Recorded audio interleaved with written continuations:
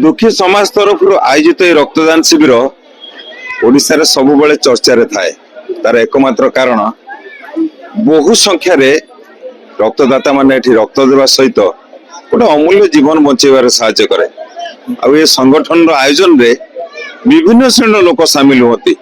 आम सागर सेमती आज जड़े व्यक्तित्व अच्छा विजु जनता दल पूर्वतन वरिष्ठ नेता तथा पूर्वतन मंत्री प्रफुल्ल सामल प्रत्येक वर्ष भली ए वर्ष मध्य से योगदान देइछन्ति आ समस्त प्रशंसा देवा सहित साधुवाद मध्य जणैछन्ति। कौन अच्छी से संपूर्ण कार्यक्रम मुहर शुणा सर आप स्वागत करुच्ची। आप जो कथा कहले रक्तदान चाहिए आ पुण्य कार्य किसी ना ये विज्ञान जुगरे सबु किसी वैज्ञानिक मान आविष्कार कर सारे कि रक्त को आविष्कार कर पारि नाहंती। विशेष भाव में आम राज्य आम देश बा विश्व दैनिक रक्तर आवश्यकता जिते पड़ुची रक्त से परिमाण मिलूना।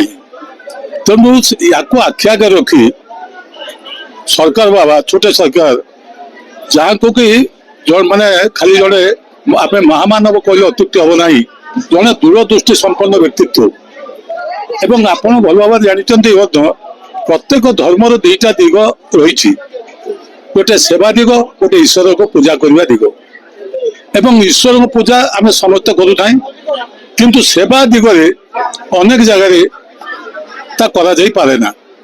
किंतु छोटे सरकार बाबा ये दुईटी कार्य करुले धर्म ईश्वर को विश्वास करने सहित एवं ईश्वर नीति निर्धारण जहाँ सब कर पालन करने सहित जहाँ कुरान अच्छी जहाँ इस्लाम धर्म अच्छी ताको पालन करने सहित आउ गोटे जो कार्य मनुष्यर कार्य जे मानव समाज को भल पाइबा एवं मानव को सेवा करवा ये गोटे हूँ प्रमुख प्रधान कार्य। निज निज भीतर तिक्तता कमेवा शांतिप्रिय बसवास करवा जी असुविधा पड़ी साहाय्य करवा एवं सर्वोपरि ये कार्य गुड़ी को तदारख करने जो जहाँ आप कहले दुखर समाज केवल दुखी बुझीपारे एटी केवल सुखी बुझीपारे ना। तेणु से दुखी मानकर कंटाक्ट बहु थर बहु जगार से तो जड़े जहाँ कहती दूत कहले अत्युक्ति हम ना।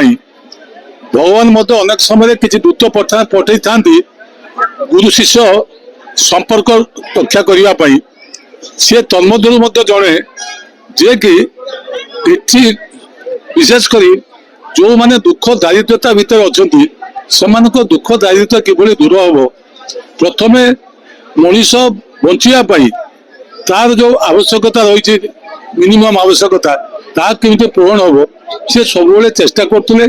तेणु दुखी समाज जो माने दायित्व थे जो माने सभ्य थे से सब से कहती बड़ लोक सेवा नक जो मान घरे खाइबा अच्छे ता कथा न भावी जो माने न खाई पार्टी खाइबार सुविधा नहीं ताको कथा चिंता कर एवं सर्वोपरि आपण निजे अनुभव करते दुखी समाज तरफ ये जो कार्यक्रम रक्तदान शिविर ये प्राय 21 वर्ष पाखापाखि है मो जानवे आरंभ है एवं एथिरे देखुवे स्वतः प्रभुत्व भाव आम भी जीवन बिंदु आम सरकार थिला बेले आम भी जीवन बिंदु रक्त संग्रह करूँ से भी बहु लोक सहयोग करते किंतु एटी गोटे एभली अवस्था होती बाबा जो रक्तदान शिविर में खाली गोटे जगार भद्रक लोक खाली रक्तदान करना आज ओडिशार विभिन्न कोण ओडिशा बाहर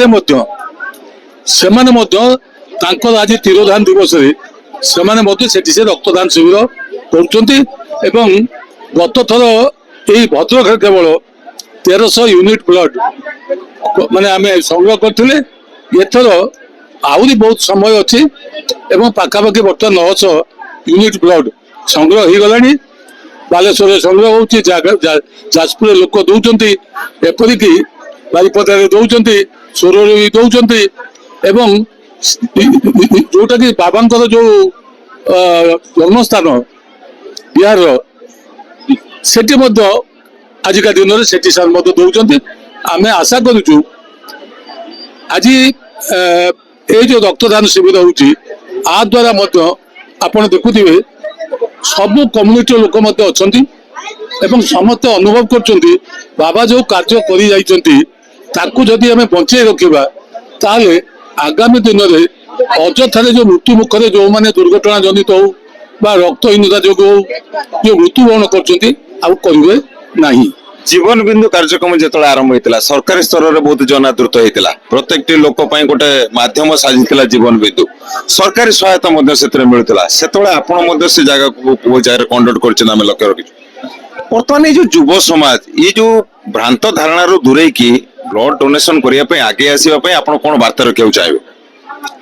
ଶୁଣନ୍ତୁ, ଯୁବକ ମାନଙ୍କ ସମ୍ମୁଖରେ କୌଣସି ଗୋଟେ ଆଦର୍ଶ ବା କାର୍ଯ୍ୟକ୍ରମ ନିର୍ଦ୍ଦିଷ୍ଟ କିଛି ରହୁନାହିଁ।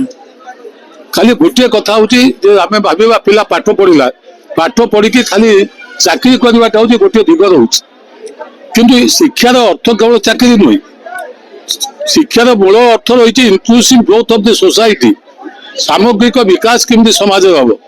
ସାମଗ୍ରିକ ବିକାଶ ହବ ସେଇଠି ଯୋଉଠିକି ଧନୀ ଗରିବର ପ୍ରଭେଦ ରହିବ ନାହିଁ, ଯୋଉଠି ଦାରିଦ୍ର୍ୟତା ରହିବ ନାହିଁ, ଯୋଉଠି ବେକାରୀ ରହିବ ନାହିଁ, ଯୋଉଠି ଅପମୃତ୍ୟୁ ରହିବ ନାହିଁ। ସେଗୁଡିକ ଯଦି ଧ୍ୟାନ ଦିଅନ୍ତେ ତାହେଲେ ବର୍ତ୍ତମାନ ଯୋଉଟା ଛୋଟ ସରକାର ବାବା ଚାହୁଁଥିଲେ ତାଙ୍କର ଆଶା ଇଚ୍ଛା ପୂରଣ ହୁଅନ୍ତା। ଏବଂ ଆପଣ ମଧ୍ୟ ଭାବୁଥିବେ ବୋଧେ ଏଇ ବ୍ଲଡ ଡୋନେସନ କ୍ୟାମ୍ପ କରିକି ବୋଧେ କାର୍ଯ୍ୟ ଶେଷ ହେଇଯାଉଛି, ତା ନୁହେଁ। ବର୍ଷ ସାରା ବିଭିନ୍ନ ଜାଗାରେ ସରକାର ବାବାଙ୍କର, ଛୋଟ ସରକାର ବାବାଙ୍କର ଯୋଉ ବାର୍ତ୍ତା ସମାଜ ପାଇଁ, ତାକୁ ମଧ୍ୟ ବିଭିନ୍ନ ଯୋଉମାନେ ଏଠି ଗୁଣୀ ଜ୍ଞାନୀ ବ୍ୟକ୍ତିତ୍ୱ ଅଛନ୍ତି, ଯେମିତି ଆମର ସନ୍ଥ ମୁନି ମାନେ ଯେମିତି ଥାନ୍ତି, ତାଙ୍କର ଯୋଉମାନେ ସବୁ ଅଛନ୍ତି ସେମାନେ ମଧ୍ୟ ବିଭିନ୍ନ ଜାଗାରେ ଲୋକଙ୍କ ପାଖରେ, ଯୁବକଙ୍କ ପାଖରେ ଏ ବାର୍ତ୍ତାଟି ମଧ୍ୟ ପହଞ୍ଚଉଛନ୍ତି।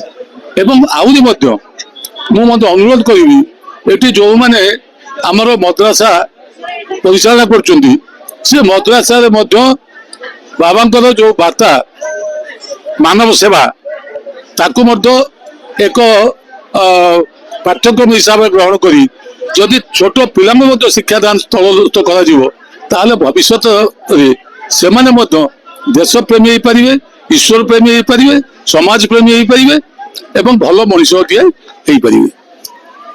ସେ ଭଗବାନ ହୁଅନ୍ତୁ କି ଆଲ୍ଲାହ, ସମସ୍ତଙ୍କର ଶକ୍ତିର ଆଧାର ସେ ଗୋଟେ। ହିନ୍ଦୁ ହୁଅନ୍ତୁ କି ମୁସଲିମ, ରକ୍ତ ଦରକାର ପଡିଲେ ସମସ୍ତେ ସମସ୍ତଙ୍କୁ ସାହାଯ୍ୟ କରନ୍ତି। ଆପଣ ଦୀର୍ଘ ସମୟ ଧରି ଶୁଣୁଥିଲେ, ଆମ ସାଙ୍ଗରେ ବରିଷ୍ଠ ରାଜନେତା ପ୍ରଫୁଲ୍ଲ ସାମଲ ଥିଲେ। ନିଜର ଅନୁଭବ ଆଉ ଅଭିଜ୍ଞତା ବଳରେ ଆପଣ ମାନଙ୍କ ପାଇଁ ସେ ସଫଳତାର ପାହାଚ ଚଢିଲା ଭଳି କିଛି କଥା କହିଗଲେ, ଯାହା ସବୁଦିନ ପାଇଁ ଆପଣଙ୍କ କାମରେ ଲାଗିବ। ପିଲାମାନଙ୍କୁ ଛୁଆ ବେଳୁ ମାଦ୍ରାସାରେ ହଉ କିମ୍ବା ସ୍କୁଲରେ ଶିକ୍ଷାଦାନ ସହିତ ସାମାଜିକ କାମକୁ ସଠିକ ଭାବରେ ଶିଖାନ୍ତୁ, ଯାହା ଫଳରେ କି ଆଗାମୀ ବର୍ଷ ମାନଙ୍କରେ ଯେତେବେଳେ ସେମାନେ ସମାଜ ସହିତ ଯୋଡି ହେବେ, ତାଙ୍କ ମନରେ ବି ସେ ଭାବନା ଉଦ୍ରେକ ହବା ଦରକାର ଯେ ଦୁଃଖୀ ରଙ୍କିକୁ ସାହାଯ୍ୟ କରିବା ଆମର କର୍ତ୍ତବ୍ୟ। ଆଶା ରଖୁଛୁ ଆଗାମୀ ଦିନରେ ଆପଣ ଯଦି ଆମ ଚ୍ୟାନେଲ ମାଧ୍ୟମରେ এই କାର୍ଯ୍ୟକ୍ରମ ଦେଖୁଥିବେ, ନିଶ୍ଚିତ ଭାବେ ଆପଣଙ୍କୁ କିଛି ପ୍ରେରଣା ମିଳିବ। ଆଉ ଏମିତି ବରିଷ୍ଠ ଲୋକମାନଙ୍କର ଆଶୀର୍ବାଦ ଆପଣ ସମସ୍ତଙ୍କୁ ପ୍ରାପ୍ତ ମଧ୍ୟ ହବ। ଭଦ୍ରକରୁ ପ୍ରଭାତ ବିଜୟ, ଆର୍ସେନ ଓଡ଼ିଆ।